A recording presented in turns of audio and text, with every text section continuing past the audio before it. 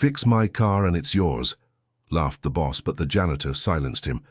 Michael Johnson was wiping the floor of the dealership while listening to Richard Thompson's cruel laughter echo through the main hall.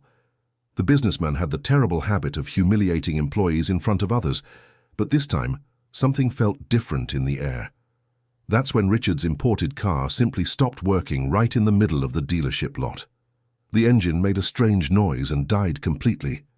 "Damn it!" shouted Richard, getting out of the vehicle furious. "Where's the head mechanic?" "He went out for lunch, Mr. Thompson," replied Jessica, the secretary. "And now? I have an important meeting in 2 hours." Richard slammed his fist on the car hood. It was then that his eyes turned to Michael, who continued cleaning the floor nearby. A malicious smile appeared on the businessman's face. "Hey, you there," called Richard, pointing at Michael. "Come here." Michael approached slowly, already used to the boss's provocations. Several employees stopped what they were doing to watch the scene. "Do you know what this is?" Richard patted the car hood. "An imported BMW worth more than you earn in 10 years. "Yes, sir," Michael replied softly. "I bet you don't even know the difference between an engine and a fan." Richard laughed, looking at the other employees. "How about a bet? If you can fix my car, it's yours." The employees exchanged uncomfortable glances. Everyone knew Richard was just humiliating Michael once again. "And if I can't?" asked Michael, surprising everyone with the question. "You'll keep being my janitor for the rest of your life." Richard laughed even louder. "But don't worry, that's impossible. You don't even know how to hold a screwdriver."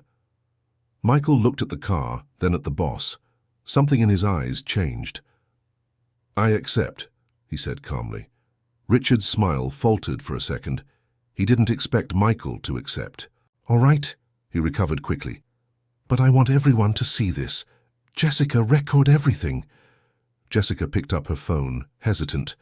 She always felt sorry for Michael and didn't like the humiliations he suffered. Michael approached the car and opened the hood.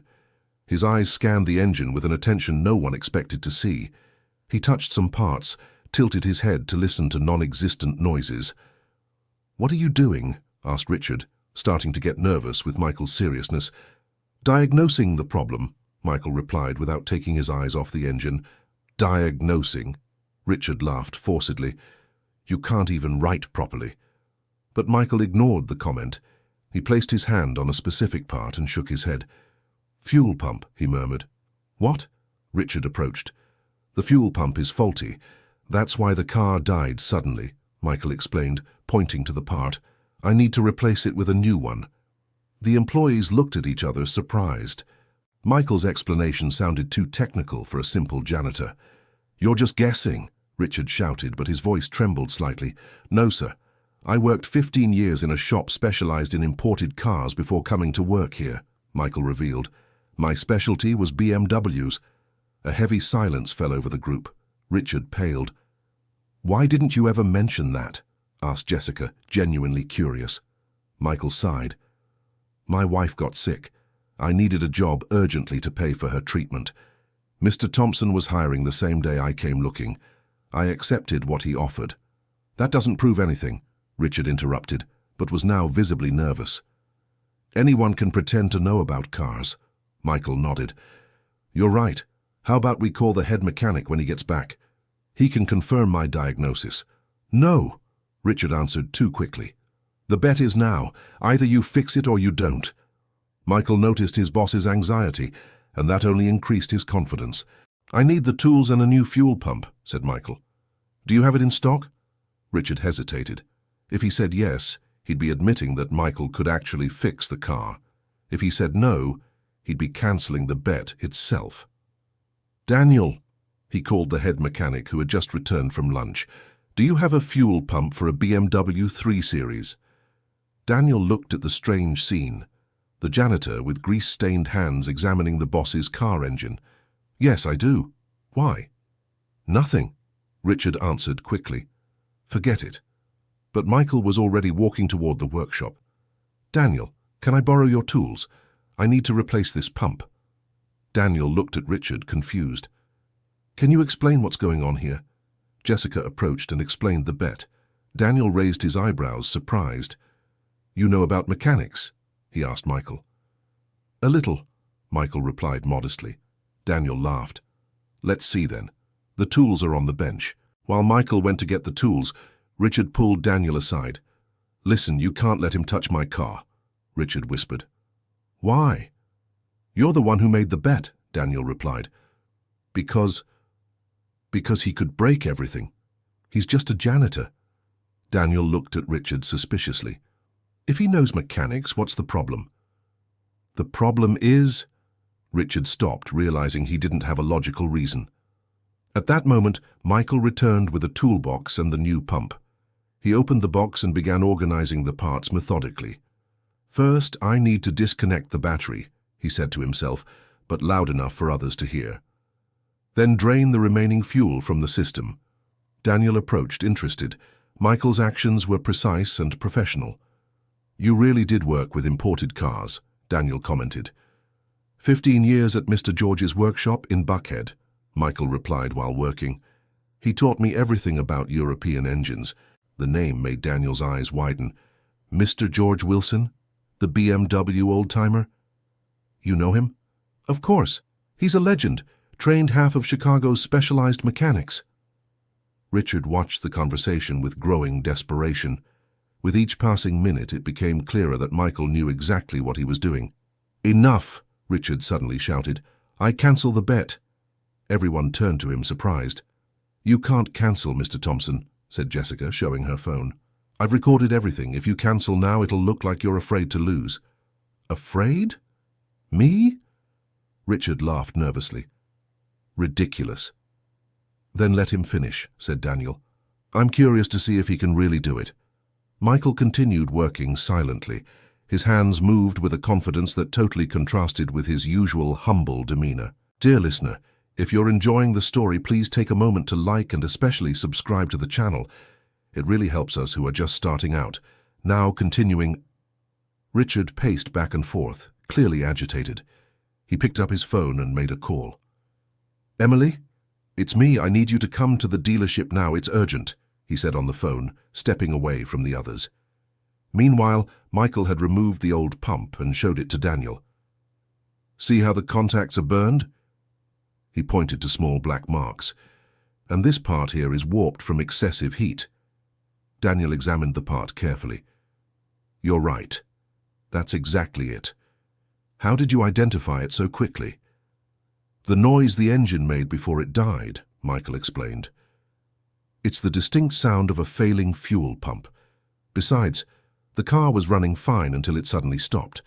If it were an electrical or ignition issue, it would have faltered gradually. Several employees gathered to listen to the explanation. Even the store's salespeople paused their activities to follow along. Impressive, one of the salesmen murmured.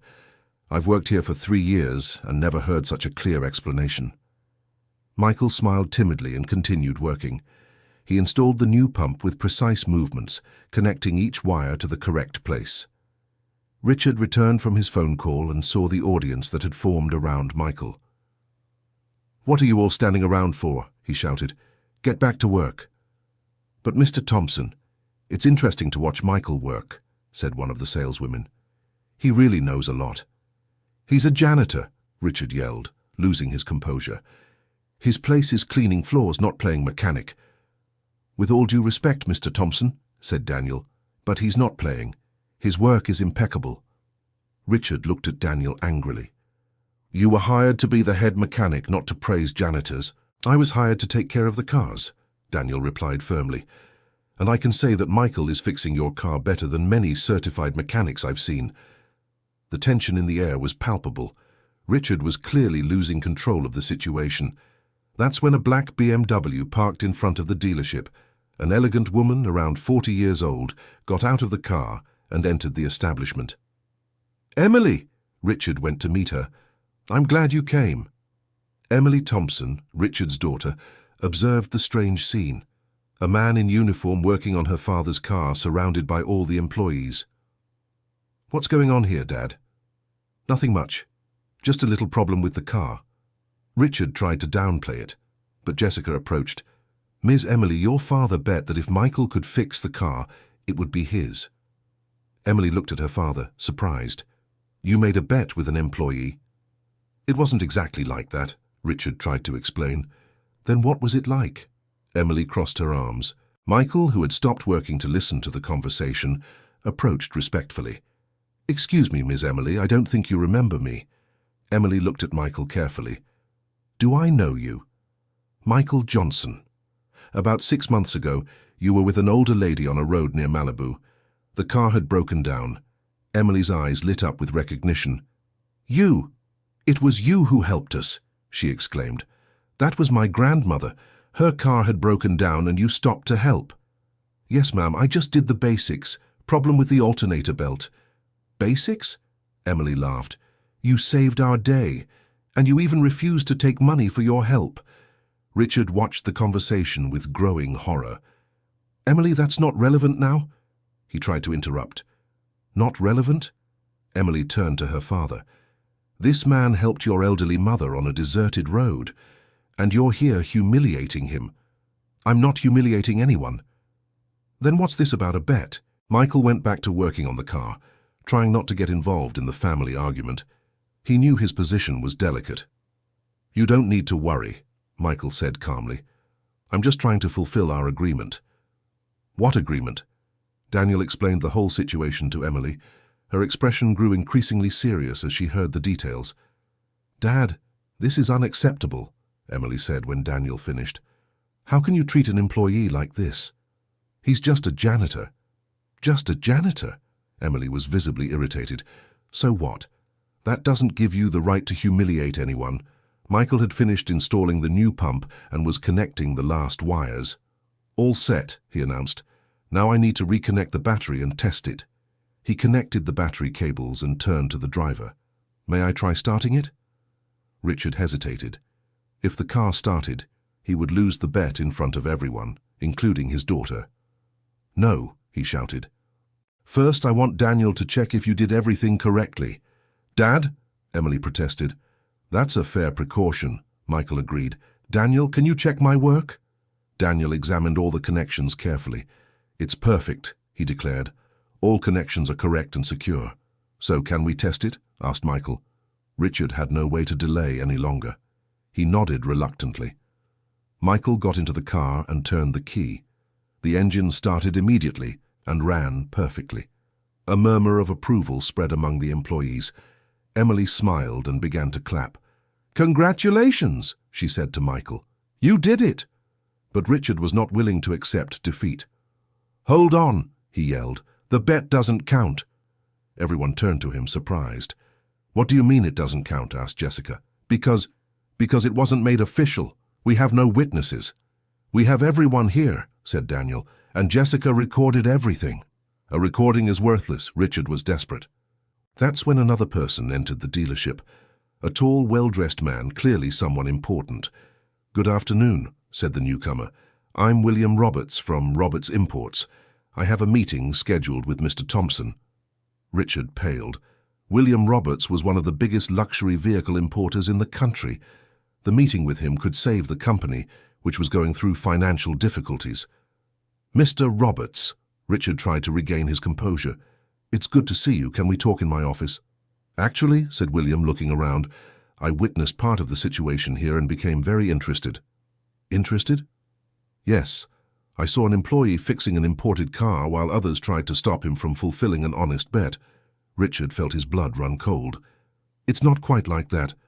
Then what is it like? William approached Michael. May I know your name?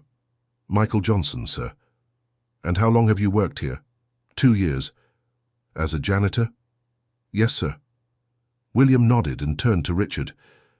Mr. Thompson, in my experience, how a company treats its employees says a lot about its reliability as a business partner. Mr. Roberts, I can explain, John. No need, William interrupted. I've seen enough. He turned to Michael again. Mr. Michael, may I ask where you learned mechanics? At Mr. George Wilson's shop, sir. I worked there for 15 years. William's eyes lit up. George Wilson. He was my personal mechanic for years, one of the best professionals I've ever known. He was like a father to me, Michael said fondly. He taught me everything I know. And why did you leave there?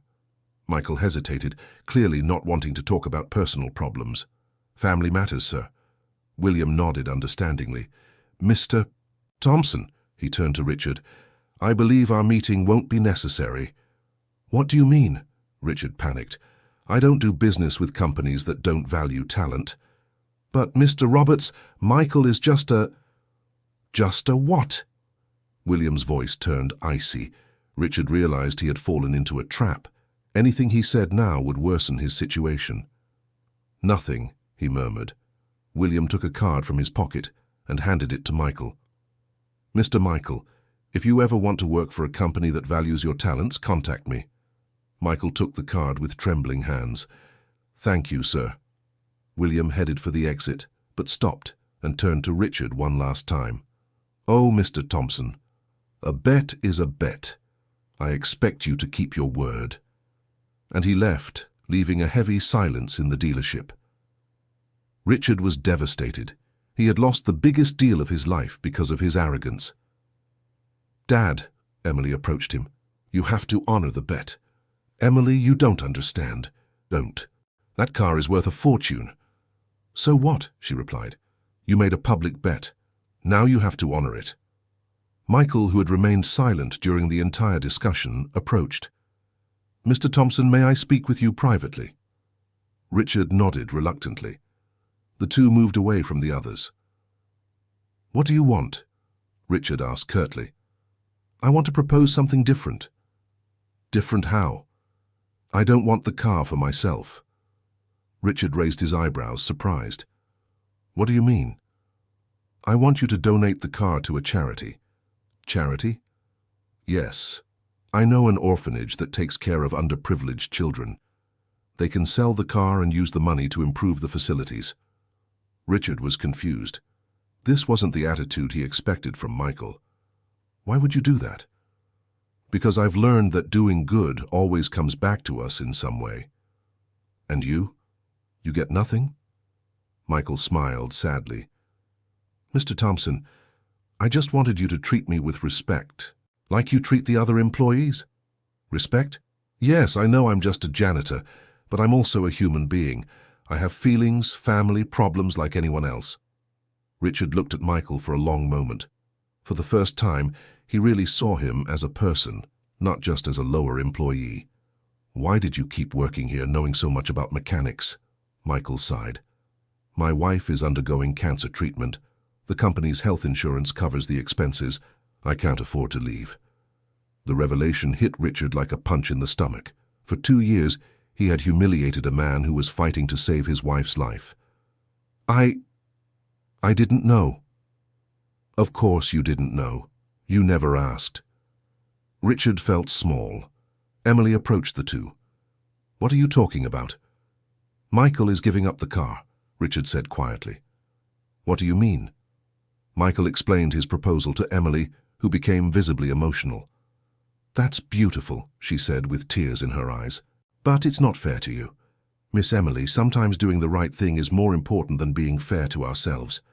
At that moment, Jessica came running up. "Mr. Thompson, there's a man here asking for Michael." "For me?" Michael was surprised.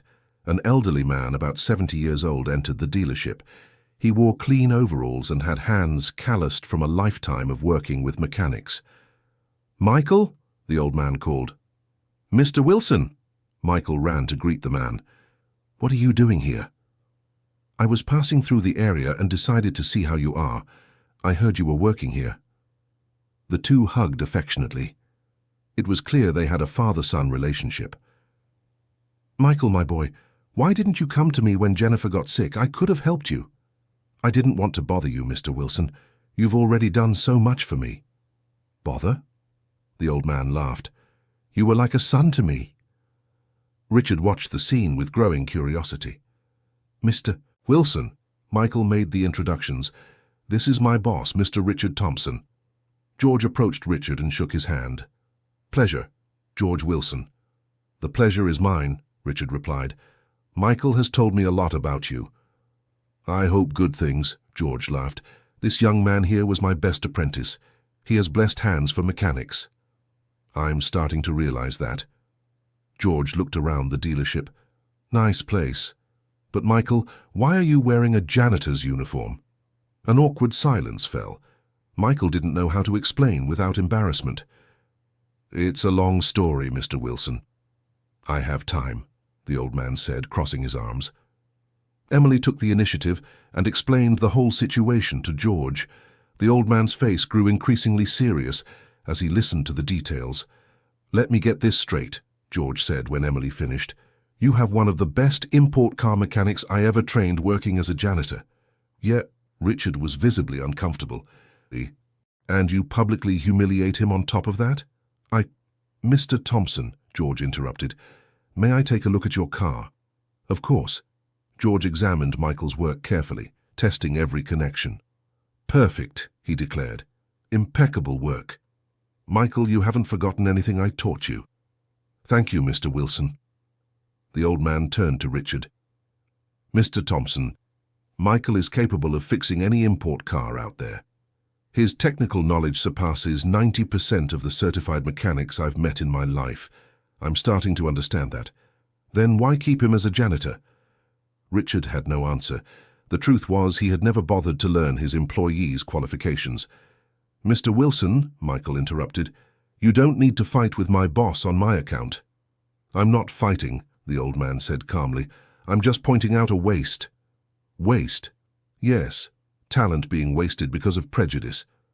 The word prejudice landed like a bomb. Richard knew it was true, but hearing it spoken aloud stung. Mr. Wilson, Richard said, may I ask you something? Of course. How did you meet Michael? The old man smiled. He showed up at my shop 20 years ago. He was a 16-year-old kid, skinny as a rail, asking for a job. And you hired him? Not immediately. First, I tested him. I asked him to identify problems in 3 different cars. And? He nailed all 3 perfectly. I've never seen anything like it. Michael smiled shyly, hearing the praise. But the most impressive thing, George continued, wasn't just the technical knowledge, it was the dedication. Michael was never late a single day in 15 years. 15 years? Yes. And when he left, it was for a noble reason, to care for his sick wife. Richard looked at Michael with new eyes. For the first time, he saw the man behind the janitor's uniform. Michael, Richard said, may I speak with you in private again? Of course, sir. The two stepped aside once more. Michael, I have a proposal for you. Yes, sir. How about working as a mechanic here at the dealership? Michael was surprised. What do you mean?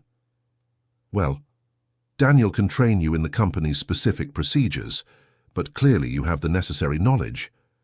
And Daniel, he's the head mechanic. He would remain so. You would be the import car specialist. Michael thought for a moment. And the salary? 3 times what you earn as a janitor. Michael's eyes filled with tears. Mr. Thompson, that would solve all my financial problems. So you accept? I do, but what? What about the bet? The car? Richard smiled for the first time in hours. Let's do it this way. You keep the car, but as a bonus for your work, not as the result of the bet. I can't accept that, sir. It's too valuable. Michael, you taught me an important lesson today, about humility and respect. It's the least I can do. Michael shook Richard's hand firmly. Thank you, sir. Thank you very much. When they returned to the group, everyone was eager to know the outcome of the conversation. Everyone, Richard announced, I'm pleased to introduce our new import car specialist, Michael Johnson. Everyone started applauding. Emily hugged Michael, moved. Congratulations, she said. You deserve this, and so much more. George approached Michael with tears in his eyes. I'm proud of you, my boy. Thank you for everything you taught me, Mr. Wilson. You've learned the most important lesson on your own. Never give up on your dreams. Dear listener, if you're enjoying the story, please take a moment to like and especially subscribe to the channel. It really helps us who are just starting out. Now, continuing. But the story hadn't ended yet. 3 days later, Michael was organizing his new tools when Jessica approached him with a worried expression. Michael, I need to tell you something. What is it, Jessica? Yesterday I found some documents in Mr. Thompson's office trash. What kind of documents? Jessica looked around to make sure no one was listening. Papers showing the company has serious financial problems, much worse than we imagined. Michael became concerned. What kind of problems? Huge debts. And there's more. It seems he was planning to lay off half the employees. Lay off half? Yes. There's a list with names. Yours was included. Michael sat down heavily in a chair. This means my promotion might not last long. Worse than that, if the company goes bankrupt, we'll all lose our jobs. Michael thought for a moment. Jessica, can you show me those documents? They're on my desk.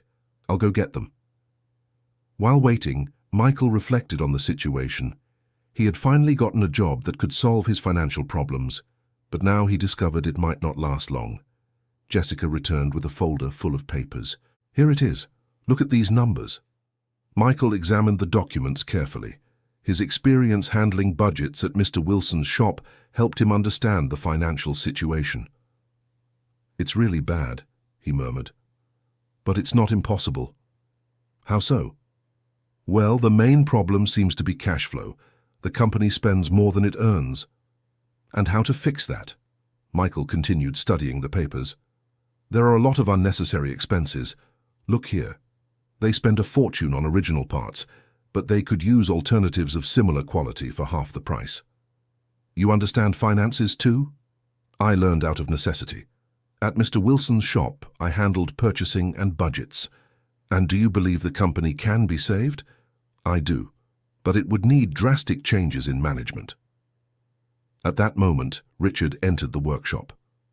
Michael, how are you adapting to the new position? Very well, Mr. Thompson, but can I talk to you about something important? Of course, let's go to my office. In the office, Michael got straight to the point. Mr. Thompson, Jessica showed me some documents she found in the trash. Richard paled.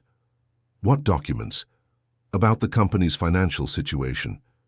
Richard sighed heavily and sat down. So, you know. I know it's tough, but I believe there's a solution.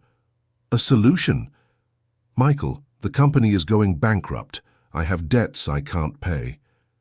Can I see the full numbers? Richard hesitated, but eventually opened the books for Michael. For an hour, they analyzed every aspect of the company's finances together. The problem isn't a lack of customers, said Michael. It's a lack of operational efficiency. How so? You spend too much money on things that could be done for less, and you waste profit opportunities. What kind of opportunities? For example, how many used cars do you turn down per week? Many. We only work with used cars in perfect condition. Mistake. Cars with mechanical issues can be bought cheap, repaired and resold with a good profit margin. Richard thought about that. But we don't have enough mechanics for that kind of work. Now you do. Michael smiled. I can quickly assess how much it would cost to fix any car and whether it's worth buying. You'd do that? Of course, but I'd need autonomy to make decisions. What kind of autonomy? Freedom to choose suppliers, negotiate parts prices, organize workflow. Richard was hesitant. Giving so much power to a former janitor seemed risky. Michael, it's not that I don't trust you, but I was a janitor just a week ago, Michael completed. I understand your hesitation. Exactly. Mr. Thompson, may I suggest something? Of course. Give me a chance to prove what I'm saying. 1 month to show results. And if it doesn't work? If in 1 month the situation hasn't improved, I'll leave the company without causing any trouble. Richard thought for a long moment. All right, but I want weekly reports of everything you're doing. Agreed. They shook hands and Michael left the office determined to prove his worth. Over the next few days, Michael implemented several changes. He renegotiated contracts with suppliers, established partnerships with smaller shops to outsource simple services, and started buying cars that others didn't want. The first test came soon. A customer offered a BMW with engine problems for a very low price. The other employees thought it was a waste of time, but Michael saw an opportunity. How much do you think it'll cost to fix? Asked Daniel. $2,000 in parts and 5 days of work, Michael replied after examining the car. And how much can we sell it for afterward? For $25,000 easily. Daniel did the math quickly. We bought it for $10,000, spent $2,000 on repairs. Profit of $13,000? Exactly. Let's try it. Michael worked day and night on the car. He discovered the problem was simpler than it seemed, just a blown head gasket. That's it? Asked Daniel, looking at the small part. Sometimes the loudest problems have simple solutions, Michael explained. 3 days later, the car was running perfectly. They put it up for sale for $24,000 and it sold the same day. Unbelievable, said Richard when he heard the results. Net profit of $11,000 in 1 week. And this is just the beginning, Michael replied. In the following weeks, Michael repeated the process with several other cars. Each success increased his confidence and the confidence of the other employees in him. But not everything was easy. Daniel started to feel threatened by Michael's competence. Richard, said Daniel in a private conversation, don't you think you're giving too much power to Michael? Why? He's bringing results. Yes. But what if he decides to leave and start a competing business? He knows all our suppliers now. The seed of doubt was planted in Richard's mind. He began observing Michael with more suspicion. A few days later, Richard saw Michael talking with William Roberts in the parking lot.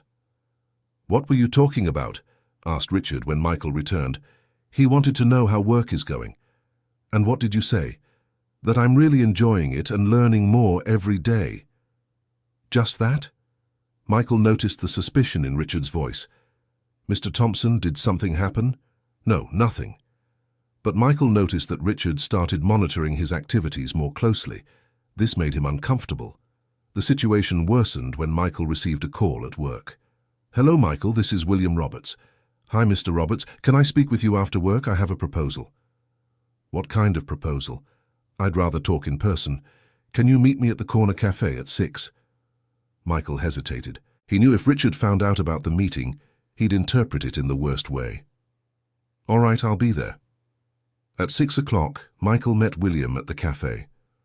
Michael, I'll get straight to the point. I want to offer you a job. A job? Yes. To manage my specialized shop. Salary 3 times higher than what you earn at the dealership. Michael was silent for a moment. That's a very generous offer, Mr. Roberts. And? But I can't accept it. Why? Because I made a commitment to Mr. Thompson. I promised to help his company for a month. And after the month? We'll see then. William smiled. Michael, you're a person of principles. That impresses me. I'm just doing what I think is right. Well, the offer stands. Think it over carefully. The next day, Michael was working when Richard approached him. Michael, I need to talk to you. Of course, sir. I heard you met with William Roberts yesterday. Michael realized someone had seen him. That's true. What did you talk about? Michael decided to be honest. He offered me a job. Richard's expression hardened. And I turned it down. Turned it down? Yes. I made a commitment to you to work here for a month. I won't break my word.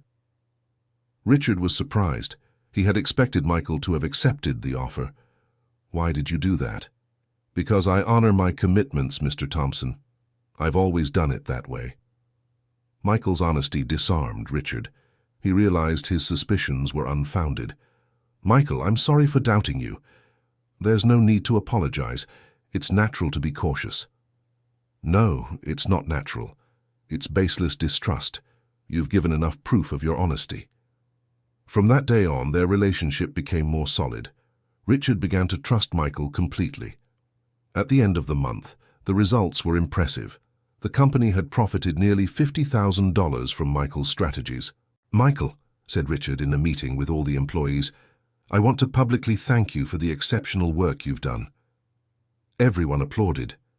Michael was visibly moved. But that's not all, Richard continued. I want to offer you a partnership in the company.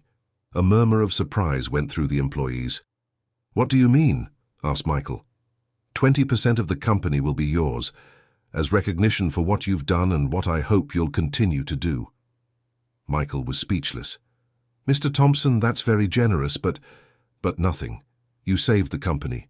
You deserve to be a partner. I accept, said Michael, with tears in his eyes. Everyone started applauding again. Emily, who was present, approached and hugged Michael. "Congratulations, Sabio," she said. "You deserve this and much more.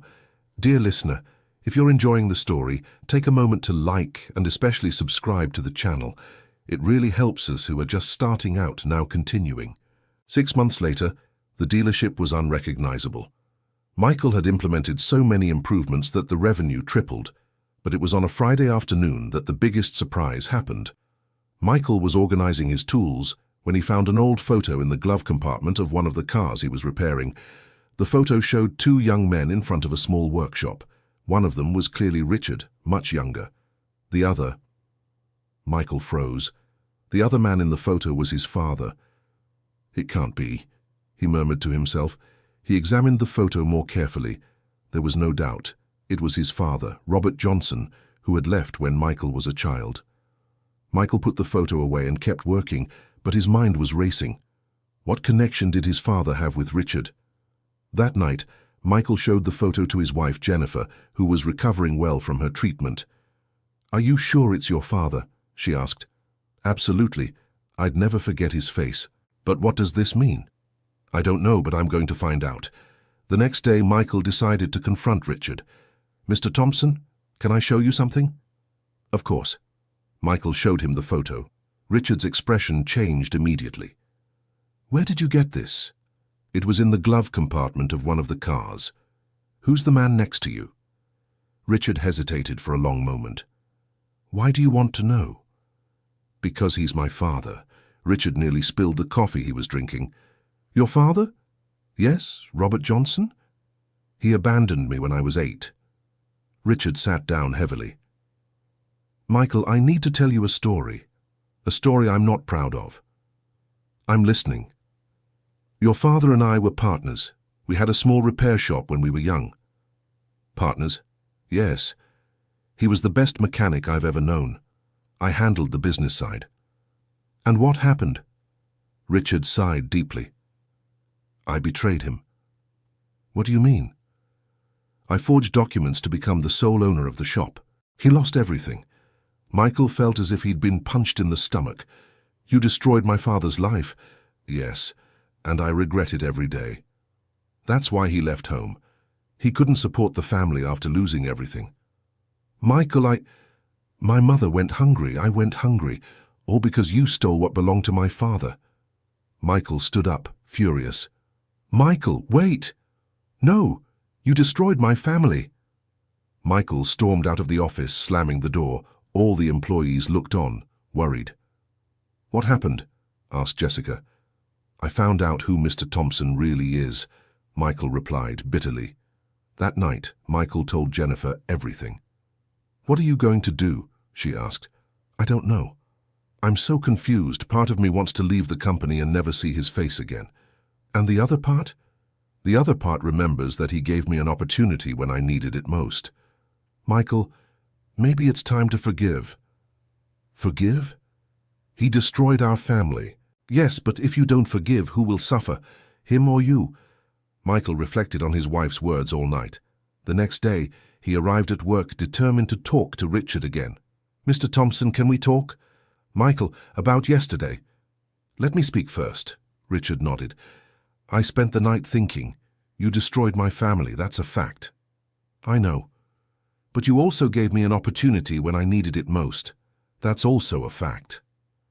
"Michael, I want to know one thing. Do you truly regret what you did?" "I regret it every day. If I could go back in time, I'd do it differently." "And if my father showed up here today, what would you do?" "I'd ask for forgiveness and share everything I have with him." Michael looked into Richard's eyes and saw sincerity. "Okay, I'll keep working here." "Michael, but on one condition." "What?" "I want you to help me find my father." "Find him?" "Yes. I want to make peace with him, and I want you to apologize to him personally." Richard nodded vigorously. "I'll do anything to help." From that day on, Michael and Richard joined forces in a search for the past. They hired a private detective to find Robert Johnson. 3 weeks later, they had news. "We found him," said the detective. "He lives in a small town in the countryside, works at a local repair shop." "How is he?" asked Michael anxiously. "He seems fine, married again, has 2 children." Michael felt a twinge of jealousy. His father had built a new family. "Does he know you're looking for him?" asked Richard. "No, I thought it best to talk to you first." Michael and Richard exchanged glances. "What do you think?" asked Richard. "I think it's time to set things right." The following Saturday they travelled to the town where Robert lived. The repair shop was small and modest, but well organized. When they entered, a grey-haired man looked up. Michael immediately recognized his father's eyes, despite all the changes the years had brought. "Can I help you?" asked Robert, not recognizing either of them. "Dad," Michael said simply. Robert dropped the tool he was holding, his eyes filled with tears. "Michael, my son?" They hugged for long minutes, both crying. "How did you find me?" asked Robert when they separated. "It's a long story," Michael answered, looking at Richard. Robert followed his son's gaze and saw Richard. His expression changed immediately. "Richard Thompson," he said coldly. "Robert," Richard replied softly. "What are you doing here?" "I came to apologize." Robert laughed bitterly. "Apologize? After 30 years? I know it's late, but I needed to do this." "Why? Guilty conscience," Michael intervened. "Dad, Richard is my boss now. He gave me an opportunity when I needed it most." Robert looked at his son, surprised. "You work for him?" "Yes, and I'm happy there." "Michael, you don't know what he did to me." "Yes, I do. He told me everything." Robert fell silent for a moment. "And you still work for him?" "Dad, people can change. Richard changed." "How can you be sure?" "Ben, because he gave me partnership in the company, 20% of everything." Robert was shocked. "Partnership?" "Yes, and he's helping me look for you to apologize." Robert looked at Richard with different eyes. "Is this true?" "Yes," Richard replied. "Robert, what I did to you was the worst thing I've ever done in my life. I can't undo it, but I can try to make up for it." "How?" "By offering half the company to you." Michael and Robert were speechless. "Half the company?" asked Robert. "Yes. It was supposed to be ours from the start. Now it can be again." Robert sat down in a chair, stunned. "Richard, I don't know what to say." "Say you accept. Say you forgive me." Robert looked at Michael, then at Richard. "Richard, what you did to me destroyed me. I lost everything. I had to abandon my family because I couldn't support them. I know, but looking at my son now, I see you're treating him well. I'm trying, and that tells me maybe you really have changed." Richard waited in silence. "Okay," Robert said finally. "I forgive you." "And the partnership?" Robert thought for a moment. "I accept, but with one condition." "What?" "Michael gets 40%. We each get 30%. "Dad, you don't have to—" "Yes, I do," Robert interrupted. "You've proven your worth. You deserve the biggest share." Richard smiled. "Agreed." The 3 men hugged, emotional. 3 generations of a troubled story finally reconciling. 6 months later, the dealership had become one of the most respected in the city. Robert's experience combined with Michael's youth and Richard's business vision created perfect synergy. But the biggest change had been in Richard. He had learned to value people and treat everyone with respect. "Michael," he said one afternoon, "can I ask you a question?" "Of course." "Why did you forgive me after everything I did to your family?" Michael thought for a moment. "Because holding a grudge would only hurt me, and because I believe everyone deserves a second chance. Even me, especially you. Because I saw you can change when you want to." Richard smiled. "You know what impresses me most about you?" "What?" "You could have used what you knew about me to blackmail me, but you didn't. I would never do that." "Why?" "Because that's not how my mother raised me." At that moment, Emily entered the office. "Dad, Michael, I have news." "What news?" asked Richard. The magazine Business and Success wants to do a story about the company." "A story?" "Yes, about how we turned an almost bankrupt company into one of the most prosperous in the region." Michael and Richard exchanged looks. "Should we accept?" asked Michael. "Why not?" Richard replied. "Our story might inspire other people." A week later, the magazine published a 6-page story about the dealership's transformation. Michael's story, from janitor to partner, became an inspiration for many people. But what touched readers the most was the part about forgiveness and second chances. "Michael," said Richard, reading the magazine, "look at this comment from a reader. This story made me rethink my prejudices about humble employees." "And this one," added Michael, "I'll treat my employees with more respect after reading this. It seems our story is making a difference in people's lives." "I hope so."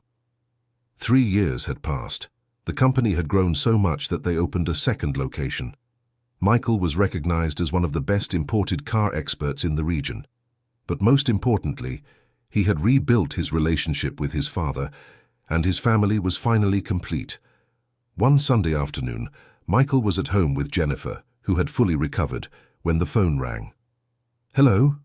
Michael, this is William Roberts." "Hi, Mr. Roberts. How are you?" "Very well." "Michael, I'm calling to make a proposal." "What kind of proposal?" "I want you to become my exclusive partners for imported cars across the entire state." Michael nearly dropped the phone. "Exclusive partners?" "Yes. You've proven you're the best.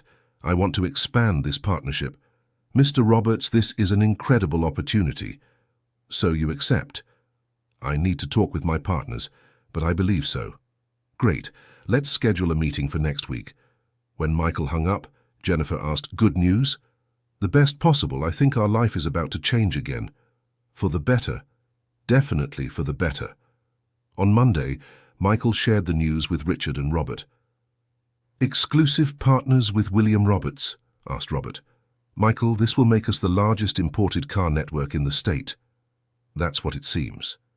"And it all started with my silly bet," said Richard, shaking his head. "If someone had told me 3 years ago that my janitor would become my partner and save the company, I would have laughed in their face." "Life is full of surprises," replied Michael. "The biggest surprise," said Robert, "was discovering that my son had become a better man than I ever dreamed."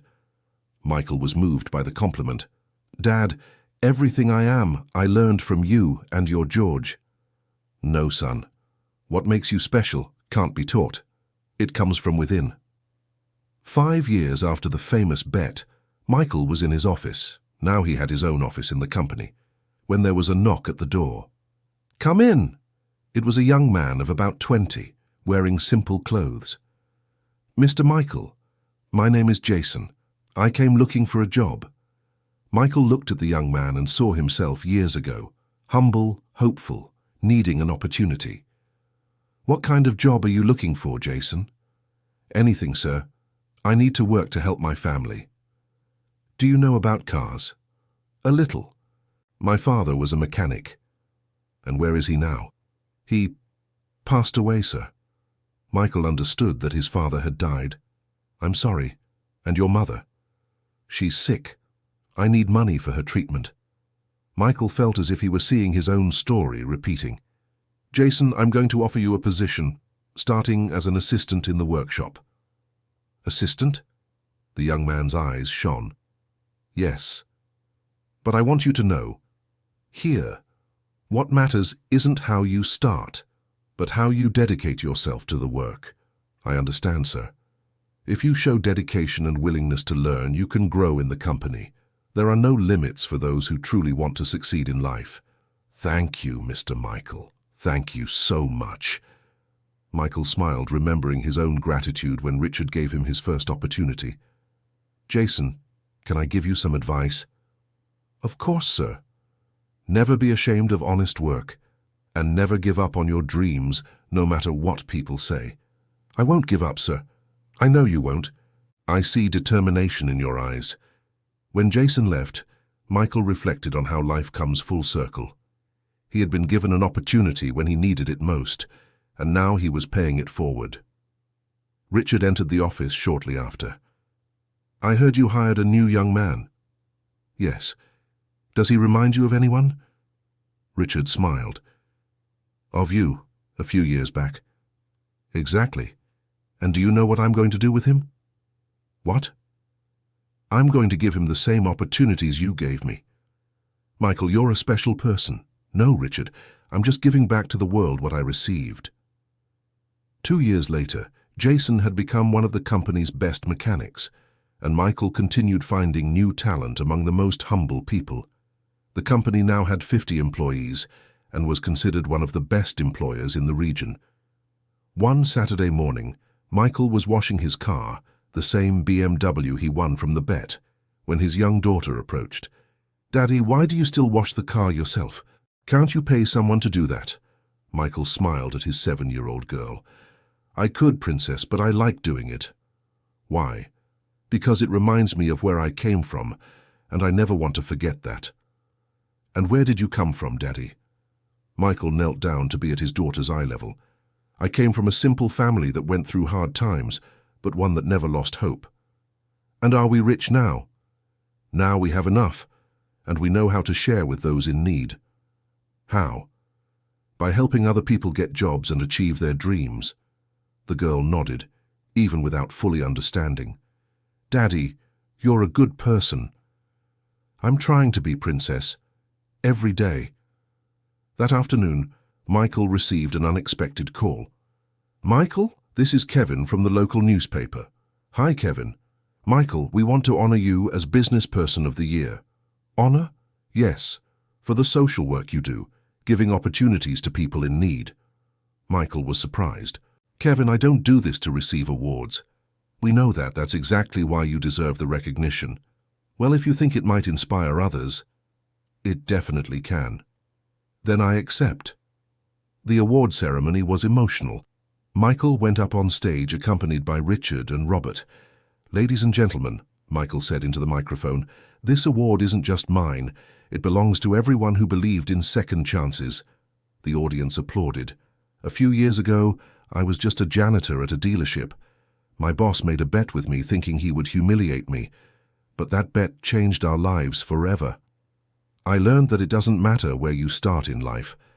What matters is what you do with the opportunities you receive. And I learned that forgiving isn't a sign of weakness, but of strength." Richard and Robert were visibly moved. "That's why I dedicate this award to everyone who, like me, needed a second chance. And I promise to keep giving those chances to others."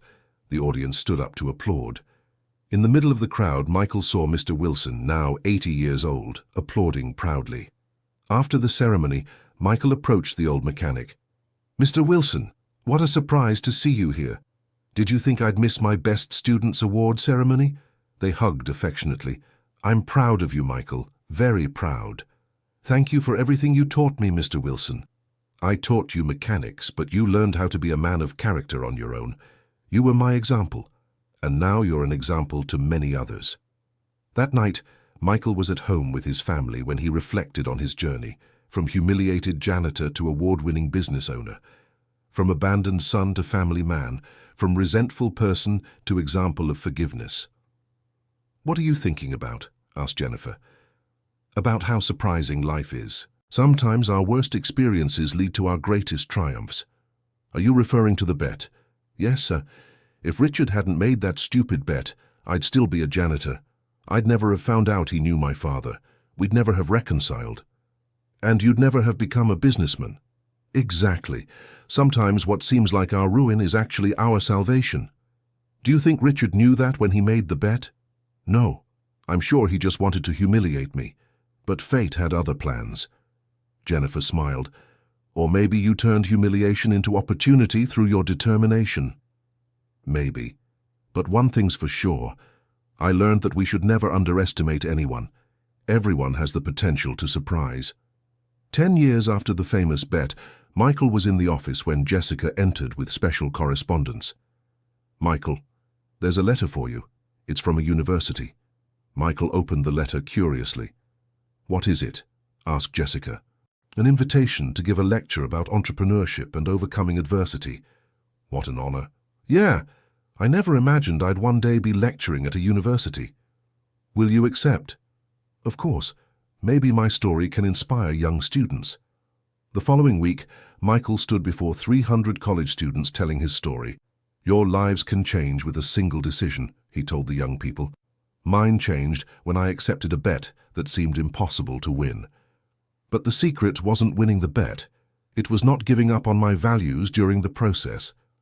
Many of you probably think success is just about money, but true success is when you can sleep peacefully every night knowing you did the right thing. A student raised his hand. Mr. Johnson, what would you say to someone being humiliated at work? Michael thought for a moment. I'd say, don't let the humiliation define who you are. Use it as fuel to prove your worth. But always maintain your dignity. And if the person doesn't have the necessary skills, then they should develop them. It's never too late to learn something new. I learned mechanics during the day and studied management at night when I started working at the dealership. Another student asked, how did you manage to forgive your boss after discovering he had betrayed your father? That was the hardest decision of my life. But I realized forgiveness isn't a gift we give to those who hurt us. It's a gift we give ourselves. Could you explain that further? When we hold grudges, we're the ones who suffer. Forgiveness frees us from that suffering. After the lecture, several students approached Michael. Mr. Johnson, said a young man, your story inspired me. I'm going through similar difficulties in my internship. What kind of difficulties? My boss treats me poorly because I come from a poor family. And what do you plan to do? Before your lecture, I thought about quitting, but now I'll continue and prove my worth. Michael smiled. That's the right attitude, remember. They may look down on your background, but they can't diminish your potential. Driving back home, Michael reflected on how his story had taken on a life of its own. He received letters from people across the country telling how they'd been inspired by his journey. When he got home, he found Richard waiting in the living room. Richard, what are you doing here?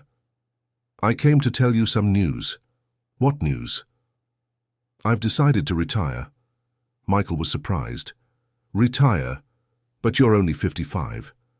Yeah, but I want to enjoy life more. Travel with Emily, see the world. What about the company? It'll be yours and your father's.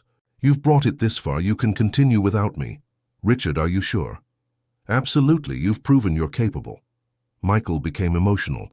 I don't know how to thank you for everything you've done for me. You already have. You saved my company and taught me to be a better person. You taught me a lot, too. What? That everyone deserves a second chance. Even those who hurt us. Richard smiled. Michael, can I ask you one last favor? Of course. Keep giving opportunities to humble people. Keep being an example. I promise. And never forget where you came from. I'll never forget. They hugged like father and son. 2 years later, Michael was running the company alone. His father had decided to retire too, when he received an unexpected visit. It was Jason, the young man he had hired years earlier. Mr. Michael, can I speak with you? Of course, Jason. Come in. Sir, I want to thank you for everything you've done for me. Why are you talking as if you're saying goodbye? Jason smiled. Because I'm going to open my own shop. Michael was surprised but happy. Your own shop? That's wonderful. Yes, and I want to do just like you, give opportunities to humble people. Jason, that makes me very proud. You taught me that true success is when we can help others grow too. And you learned the lesson well. Mr. Michael, can I ask a question? Of course. Weren't you ever afraid of giving so many opportunities? Weren't you afraid people would leave afterward? Michael laughed. Jason, if I trained 10 mechanics and 9 leave to open their own shops, it was still worth it. Why? Because it means I put 9 honest business owners into the market, and the world needs that. Jason was moved. Thank you for everything, Mr. Michael.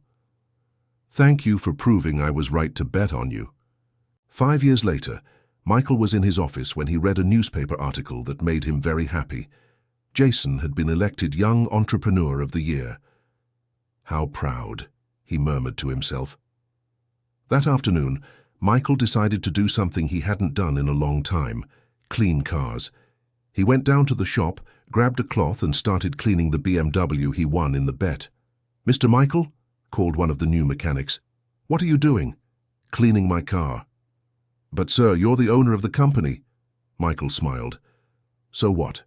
Honest work dignifies anyone, regardless of position." The young mechanic became thoughtful. "Can I help?" "Of course." While cleaning the car together, Michael told the young man his story. "You were really a janitor?" asked the young man, impressed. "I was, and I'm proud of it." "Why?" "Because it taught me humility, and humility is the foundation of all true greatness." "Do you think I can grow in the company?" "It depends only on you. Here, whoever dedicates themselves and works honestly always has the opportunity to grow." "Like you. Better than me. You have more education, more youth. You can go much further." The young man smiled, inspired. That night, Michael was having dinner with his family when his daughter, now a teenager, asked a question that surprised him. "Dad, do you regret anything in life?" Michael thought for a moment. "I regret holding on to resentment for so long against Grandpa Robert for abandoning me, but he came back. Yes, but I lost years of being together because of the bitterness." "And what else?" "Not realizing sooner that work, any honest work, can be a blessing in disguise." "What do you mean?" "If I hadn't accepted working as a janitor, I would never have met your grandfather, Richard, and our life would be completely different." "Worse?" "Probably. Sometimes, what seems like a demotion is actually an elevation." Jennifer smiled at her husband. "And I'm proud to have a husband who was never ashamed to work. And I'm proud to have a father who teaches me that all professions are important," added the daughter. Michael felt moved. "You are my greatest wealth." 20 years after the famous bet, Michael received a special invitation to speak on the most watched television program in the country. "Mr. Michael," said the host, "your story has become legend. What would you say to someone going through humiliation at work? I'd say humiliation only exists if you accept it. No one can diminish your dignity without your permission." "And how do you maintain dignity in such a situation?" "By doing your job as well as possible, regardless of how you're treated. Your professional quality speaks for you." "But what if the person isn't qualified? Then they should get qualified. Nowadays there are free courses, the internet, libraries. Those who want to learn always find a way." Mr. Michael, many young people complain they can't find opportunities. Opportunities exist for those prepared to see them. Sometimes the greatest opportunity is disguised in work we think is beneath us. The host smiled. "Like in your case?" "Exactly. If I'd rejected the janitor job out of pride, I'd be in a very different situation today." "Worse?" "Definitely worse." After the program, Michael received thousands of messages from people thanking him for the inspiration. One particularly touched him, from a young man who just accepted a job cleaning bathrooms at a large company. "Mr. Michael, after hearing your story, I'm no longer ashamed of my work. I'll do my best and use this opportunity to show my worth." Michael personally replied, "Congratulations on your decision. Remember, great journeys always begin with one courageous step." At the end of that year, Michael was invited to write a book telling his story. "A book?" he asked Jennifer. "Do you think anyone would be interested?" "Michael, your story has already inspired thousands. Imagine how many more could benefit from reading a book. But I'm not a writer. You're a storyteller, and you have the best story possible. Your own." Michael decided to accept the challenge. He spent months writing, remembering every detail of his journey. The book became an immediate success. From Janitor to CEO, A Lesson in Humility and Perseverance, sold over 100,000 copies in the first year. But what made Michael proudest were the letters from readers sharing how the book changed their lives. One reader wrote, "Mr. Michael, I was an IT technician who thought myself superior to cleaning staff. Your book made me rethink my values. I now treat everyone with respect." Another said, "I'd been unemployed for months, rejecting jobs I considered beneath me. After reading your book, I accepted work at a laundromat. Today I'm a supervisor and very happy."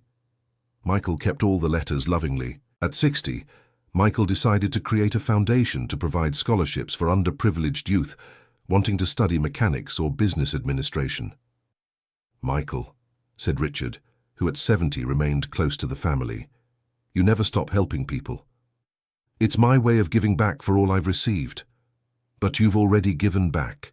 You transformed the company, created jobs, inspired thousands." "Richard, as long as I'm able, I'll keep helping. It's what gives meaning to my life." "You're a rare man, Michael." "No, Richard, I'm just a man who learned our worth isn't measured by what we accumulate, but by what we share." The foundation became successful. Within 5 years, over 200 young people received scholarships. Many returned to visit Michael and share their successes. "Mr. Michael," said a young woman who'd become a mechanical engineer, "you changed my life." "No, my dear, you changed your own life. I just opened a door, but without that door I'd never have gotten here. And now you can open doors for others. That's how the world improves. One person helping another." At 65, Michael decided to retire from active management of the company, handing it over to the new generation of employees he'd trained. But he didn't stop completely. He continued going to the company a few times a week, not as the boss, but as an advisor and friend. "Mr. Johnson," asked one of the new administrators, "don't you miss being the boss?" "No, I prefer being useful to being powerful." "What's the difference? Power you lose when you retire. Usefulness you keep for life." "And how do you see us today?"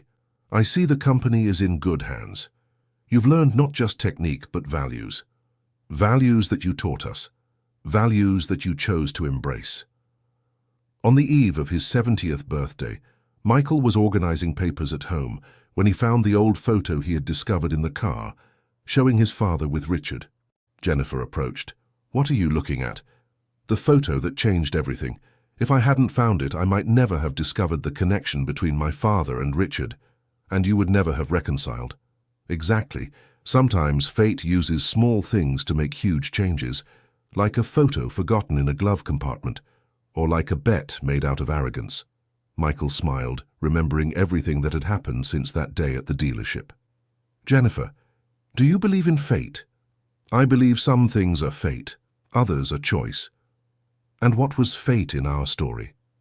"Fate was you and Richard meeting. Choice was what you did with that meeting." "Good answer." "Michael, do you have any regrets?"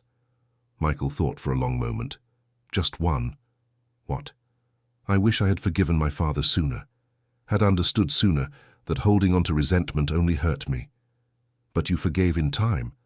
"Fortunately, yes. And that taught me that forgiveness isn't about who deserves it. It's about who needs peace." On his birthday, Michael was surprised with a party at the company. All the current employees and many former ones came to congratulate him. Jason, who now had a chain of auto shops, came with his family. "Mr. Johnson," Jason said into the microphone, "you don't know how many lives you've changed.